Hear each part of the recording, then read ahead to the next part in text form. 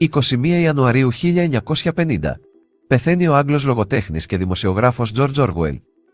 Ο Orwell γεννήθηκε στην υποβρετανικό έλεγχο Ινδία στις 25 Ιουνίου 1903 και το πραγματικό του όνομα ήταν Eric Arthur Blair. Έναν χρόνο μετά από τη γέννησή του, η μητέρα μαζί με τα παιδιά της οικογένειας μετακόμισε στο Oxfordshire της νοτιοανατολικής Μεγάλης Βρετανίας, όπου και εκεί ο Eric θα ζούσε έως την ενηλικίωσή του. Ο πατέρας του καταγόταν από μια παρικμασμένη αριστοκρατική οικογένεια, ενώ η μητέρα του είχε γαλλικές ρίζες. Ο Eric είχε δύο αδερφές, μία μεγαλύτερη κατά 5 χρόνια και μία νεαρότερη επίσης κατά 5 χρόνια. Ο Orwell φοίτησε εσόκλειστο σε σχολεία και τον είδε τον πατέρα του για πρώτη φορά όταν έφτασε στην ηλικία των 9 ετών. Ως συμμαθητές γνώρισε τον Κίριλο Κόνολι, ο οποίος στο μέλλον θα γινόταν εκδότης και θα δημοσιοποιούσε ορισμένα δοκίμια του, και τον Στίβεν Ράνσιμαν, τον κατοπινό διάσημο βυζαντινολόγο. Η οικογένεια Μπλερ δεν είχε την οικονομική δυνατότητα να πληρώσει τα δίδακτρα για την πανεπιστημιακή μόρφωση του Eric, ενώ εκείνος, αν και ήταν ένας μαθητής με ικανότητες, δεν τις αξιοποίησε για να κερδίσει υποτροφία και να σπουδάσει δωρεάν. Έτσι η οικογένεια τον όθησε να καταταγεί στην αυτοκρατορική αστυνομία.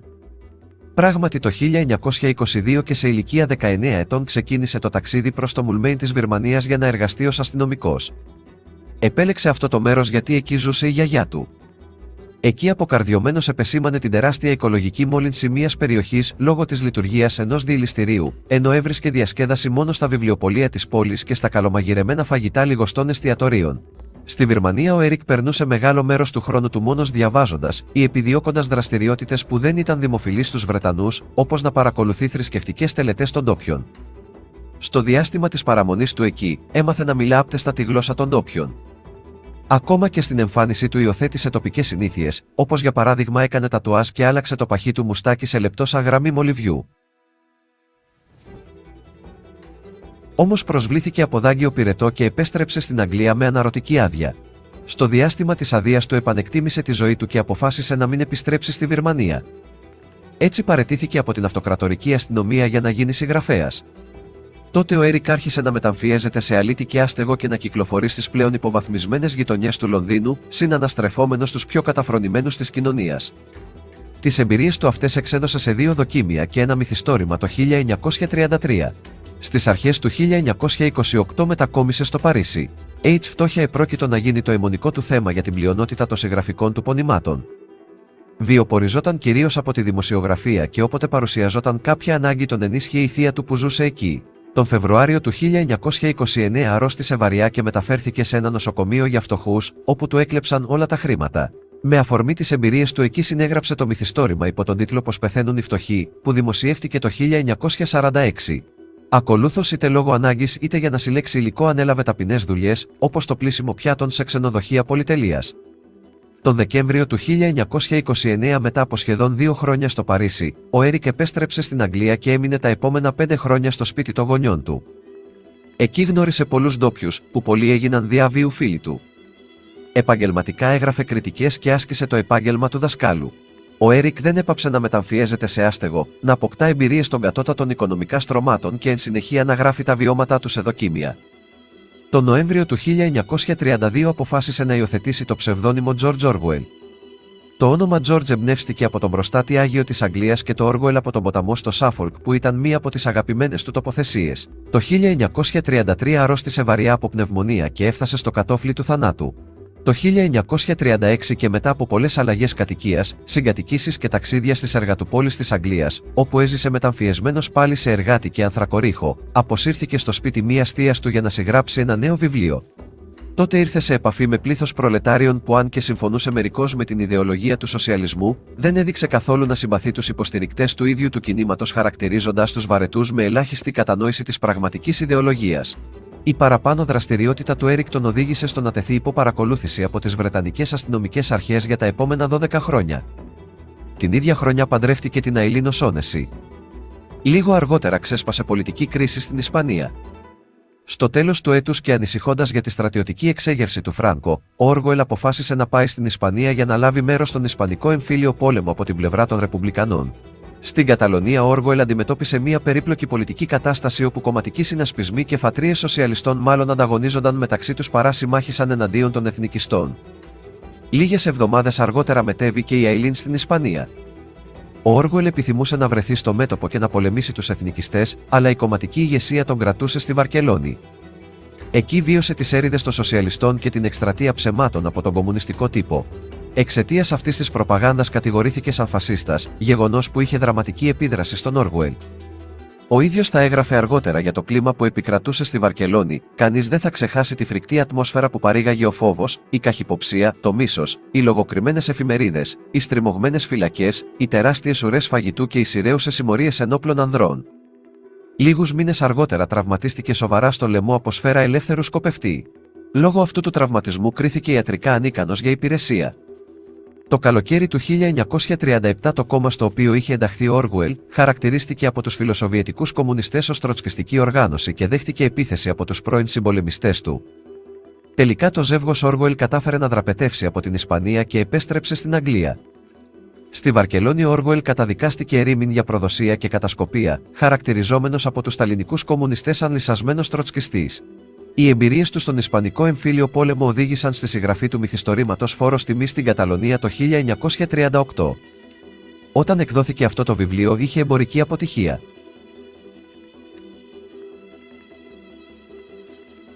Και στην Αγγλία όμως ο Όργουελ αντιμετωπίστηκε εχθρικά από τους κομμουνιστές. Όλα αυτά του δημιούργησαν την επιθυμία να πάει στην Ινδία, αλλά η υγεία του επιβαρύνθηκε και χρειάστηκε να νοσηλευτεί σε σανατόριο. Στο ξέσπασμα του Δεύτερου Παγκοσμίου Πολέμου η σύζυγος του Όργουελ, η Αιλίν, άρχισε να εργάζεται στο τμήμα λογοκρισίας του Υπουργείου Πληροφοριών. Ο Όργουελ δεν στρατεύτηκε λόγω της κακής κατάστασης των πνευμόνων του. Όμως εντάχθηκε στη Βρετανική εσωτερική φρουρά που ήταν ένα είδος πολιτοφυλακής, αφού κρίθηκε ακατάλληλος λόγω υγείας για κάθε είδους στρατιωτική δραστηριότητα στο πολεμικό μέτωπο. Το 1940 εργάστηκε για πρώτη φορά για το BBC ως παραγωγός. Εργαζόμενος στο BBC αποδέχτηκε απολύτως την ανάγκη η προπαγάνδα να κατευθύνεται από την κυβέρνηση, τονίζοντας ότι σε καιρό πολέμου η πειθαρχία στην εκτέλεση της κυβερνητικής πολιτικής ήταν απαραίτητη. Σχετικά με τη συμμαχία της Δύσης με τον Στάλιν, ανέφερε χαρακτηριστικά: «Δεν θα μπορούσε κανείς να έχει καλύτερο παράδειγμα της ηθικής και της συναισθηματικής ρηχότητας της εποχής μας από το γεγονός ότι τώρα είμαστε όλοι λίγο πολύ υπέρ του Στάλιν. Αυτός ο αηδιαστικός δολοφόνος είναι προσωρινά με το μέρος μας, και έτσι οι εκαθαρίσεις και τα λοιπά εγκλήματα του ξαφνικά ξεχάστηκαν». Έναν χρόνο αργότερα άρχισε να γράφει ένα νέο βιβλίο, «Τη φάρμα των ζώων».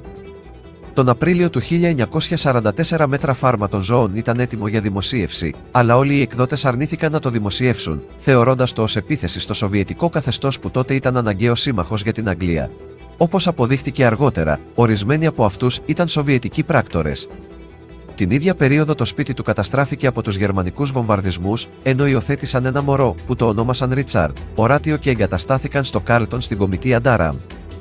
Ο Όργουελ επεδίωκε με κάθε τρόπο να βρεθεί στο μέτωπο του πολέμου, οπότε αιτήθηκε να μεταβεί ως πολεμικός ανταποκριτής. Τελικά το 1945 στάλθηκε στο απελευθερωμένο Παρίσι και μετά στη Γερμανία και στην Αυστρία. Όταν ο Όργουελ έλειπε για τις ανταποκρίσεις, η σύζυγός του υποβλήθηκε σε ιστερεκτομή, αλλά δεν ξύπνησε ποτέ από την αναισθησία. 5 μήνες αργότερα εκδόθηκε η φάρμα των ζώων, που είχε ιδιαίτερη απήχηση στον μεταπολεμικό κόσμο. Τα επόμενα 4 χρόνια ο Όργουελ συνδύασε τη δημοσιογραφική δουλειά με τη συγγραφική. Τον Φεβρουάριο του επόμενου έτους υπέστη φυματιώδη αιμορραγία, αλλά κράτησε κρυφή την ασθένειά του. 3 μήνες αργότερα πέθανε η αδελφή του από νεφρική ανεπάρκεια. Τότε επέλεξε να μετακομίσει στο Μπάρνχιλ, ζώντας σε μια εγκαταλελειμμένη αγρικία όπου οι συνθήκες διαβίωσης ήταν πρωτόγονες. Ο λόγος που επέλεξε αυτό το οίκημα ήταν το μαγευτικό φυσικό τοπίο που το περίβαλε. Σταδιακά όμως ο χαρακτήρας του άλλαζε προς το χειρότερο, γινόμενος εχθρικός και δυσάρεστος προς όλους. Η υγεία του επιδεινωνόταν μέρα με την ημέρα, αλλά ο Όργουελ αρνιόταν να δεχθεί οποιαδήποτε ιατρική φροντίδα. Έτσι στα τέλη του 1947 αναγκάστηκε να νοσηλευτεί. Η διάγνωση έδειξε φυματίωση και χρειαζόταν άμεσα χορήγηση φαρμάκων, τα οποία ήταν δισεύρετα στη χρεοκοπημένη Βρετανία. Την ίδια περίοδο ολοκλήρωσε τη συγγραφή του πιο δημοφιλούς του έργου, το 1984, αλλά αναγκάστηκε να μεταφερθεί σε σανατόριο επειδή η υγεία του χειροτέρεψε. Ο Όργουελ είχε παραμορφωθεί και όσοι τον επισκέπτονταν, δυσκολεύονταν να τον αναγνωρίσουν. Εν τω μεταξύ, στο παγκόσμιο πολιτικό σκηνικό, η Σοσιαλιστική Σοβιετική Ένωση έπαψε να είναι ο αναγκαίος σύμμαχος της Δύσης για την καταπολέμηση του εθνικοσοσιαλισμού και μετατράπηκε στο νέο εχθρό της Δύσης λόγω της επιθετικής πολιτικής του σταλινισμού. Έτσι, το Βρετανικό Υπουργείο Εξωτερικών προσπάθησε να αντικρούσει την κομμουνιστική προπαγάνδα και αναζήτησε πιθανούς σοσιαλιστές πράκτορες που δρούσαν εντός της επικράτειας. Ο Όργουελ ως μέλος του Κομμουνιστικού Κόμματος, αλλά όχι κομμουνιστής, γνώριζε πρόσωπα και καταστάσεις.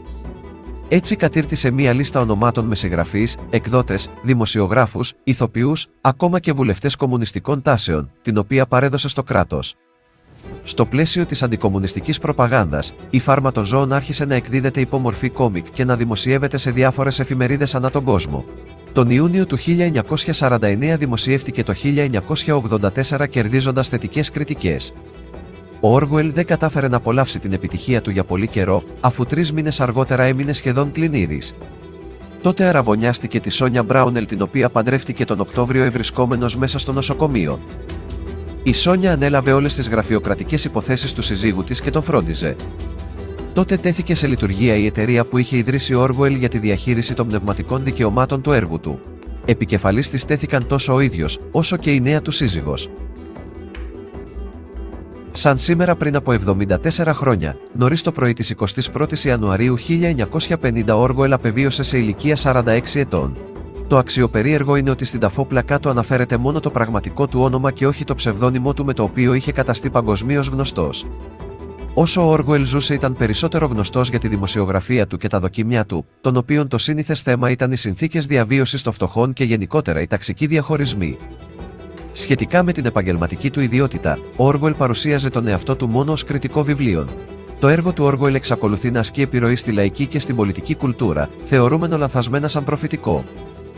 Όμως στην πραγματικότητα ο Όργουελ περιέγραφε το πρόσφατο παρελθόν του, έχοντας άμεσες βιωματικές εμπειρίες τόσο των εκφυλισμένων σοσιαλιστικών ιδεολειψιών, όσο και τις προσπάθειες εγκαθίδρυσης ολοκληρωτικών καθεστώτων.